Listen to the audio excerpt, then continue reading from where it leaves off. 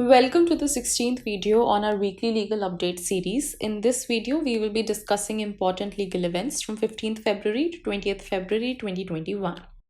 In first important news, the Supreme Court has said that Order 20 of CPC timeline for pronouncement of judgments does not apply to high courts. In the case of SJVNL versus Messrs CCC HIM, the court has said that timeline for pronouncement of judgment which is prescribed in Order 20 of CPC does not apply to the High Court. While giving this judgment, the court has relied on the case of Anil Rai versus State of Bihar, in which it was categorically held that Order 20 of the CPC does not apply to the High Court. In second important news, the Supreme Court has said that pre-deposit for filing appeals is mandatory before DRAT. In the case of Kotak Mahindra Bank Private Limited versus Ambuj Kasliwal, the court has said that entire waiver of pre-deposit for filing appeal before Debt Recovery Appellate Tribunal under Section 21 of the Recovery of Debts and Bankruptcy Act is impermissible. The court has said that any waiver of pre-deposit to the entire extent would be against the statutory provisions and therefore not sustainable in law. In third important news, the Supreme Court has said that writ jurisdiction under Article 226 is not ousted by the presence of arbitration clause in a contract between the state instrumentality and a private party.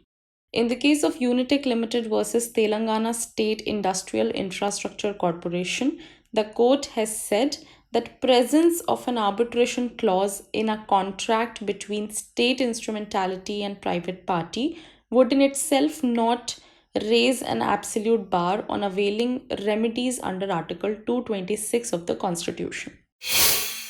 In fourth important news, the Supreme Court has said that parties who privately agree to settle disputes are also entitled to refund of court fees. In an important judgment of High Court of Judicature at Madras versus MC Subramaniam, the court has noted that parties who privately agree to settle their disputes without the intervention of the court under Section 89 of CPC are also entitled to the refund of court fees. In fifth important news, the Kerala High Court has said that gold smuggling is not a terrorist act under UAPA if done with a mere illegal profit motive. The court has said that mere act of smuggling gold, which is covered under the Customs Act, will in itself not amount to a terrorist attack under the Unlawful Activities Prevention Act unless it is done with the intention to threaten the economic security of the nation. In another important news, the Supreme Court has said that in maintaining and operating locker facility, banks are duty bound to exercise due diligence. In the case of Amitabh Dasgupta versus United Bank of India, the Supreme Court has issued some guidelines and held that banks owe a duty of care to exercise due diligence in maintaining and operating their locker or safety deposit systems, and that they cannot contract out of the minimum standard of care required.